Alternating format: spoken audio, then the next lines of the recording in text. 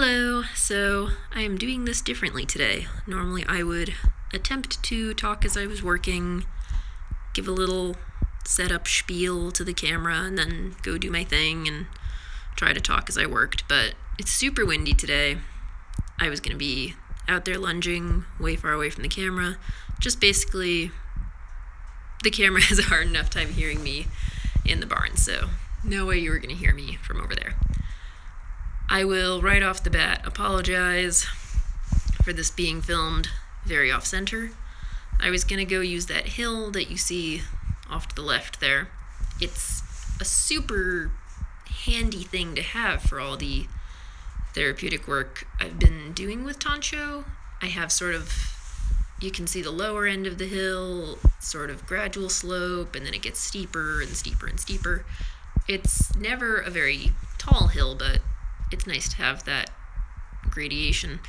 Anyway, once we got going, I found there were other things we needed to work on. Hill never happened. As with everything else with horses and training, go in with a plan, expect to change it within the first minute. So never ended up using that hill that I so neatly framed. So instead you get half a lunging circle. I'm sorry. This is the third time I worked with Tancho lunging. He's been on the Previcox for almost 2 weeks now. I've talked in previous videos about what he's recovering from. I'll mention it real quick again for anyone who hasn't been following. He's a rescue horse. He has arthritis in his back legs and muscle atrophy from what we suspect, we're not sure, was a cervical spine or pole injury that caused some neurological deficits, watching him hop around in the video, a little bit of lack of coordination and all that. So he wasn't using his hind end right for a while.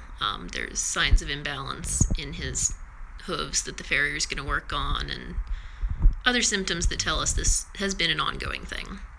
So Previcox is an anti-inflammatory.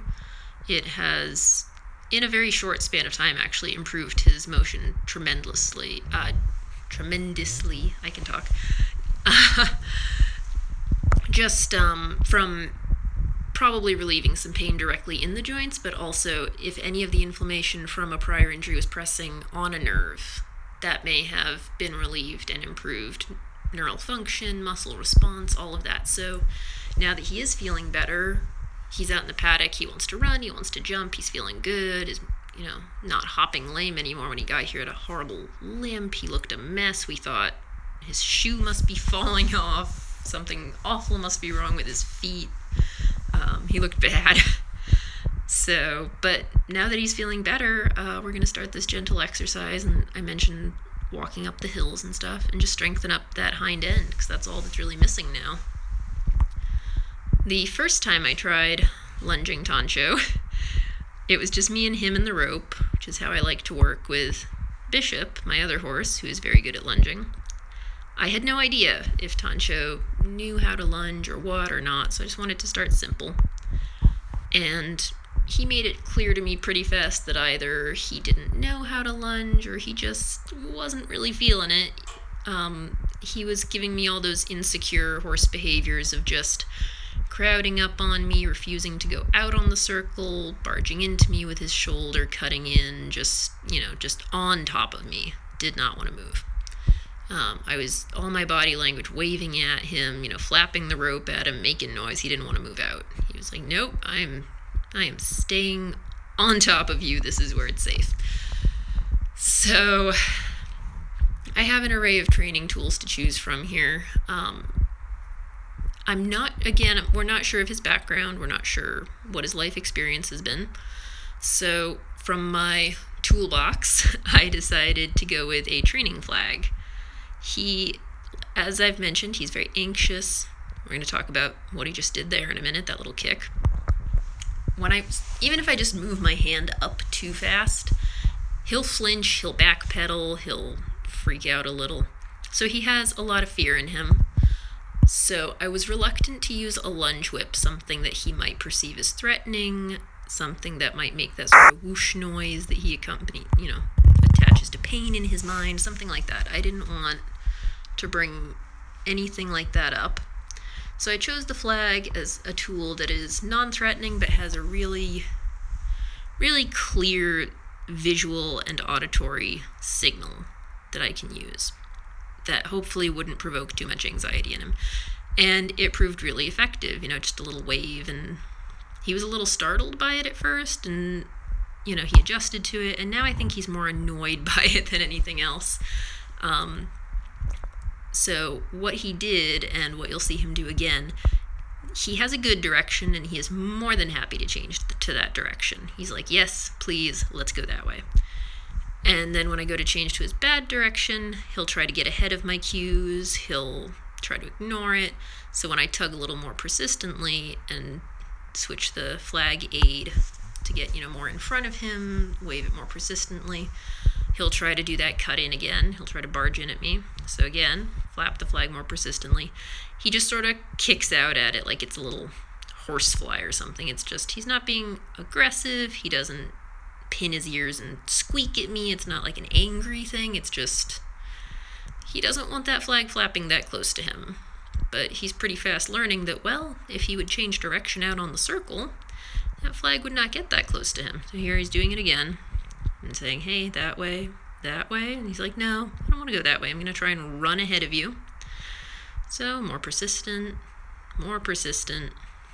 And that time wasn't so bad. That time he moved, go on. There we go. So he didn't kick those times because he's catching on. Like I said, this is the third time I lunged him. So he's learning. It may be that he has been lunged in the past. He does know more about lunging than I thought, and he just needed a refresher course. Or maybe he doesn't know, and this is all new to him. It's hard to say. We don't know. But he's responding well to the flag. Again, he doesn't like it to be too close to him, which is fine.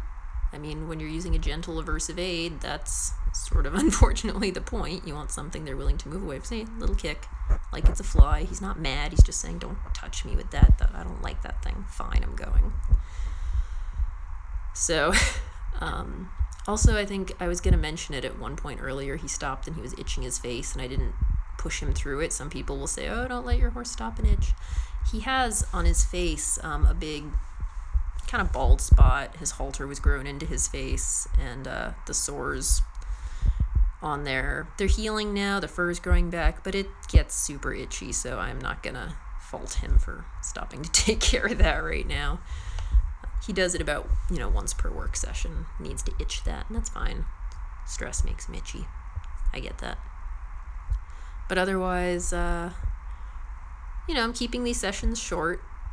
He did fine. The change of direction is what we ended up working on, really. I saw that was a little problematic, and I was like, let's focus on this. We'll do hills another day. I don't want to stress him out too much, stress out those healing legs. So, yeah, that's pretty much what we did today. Good job. Good boy.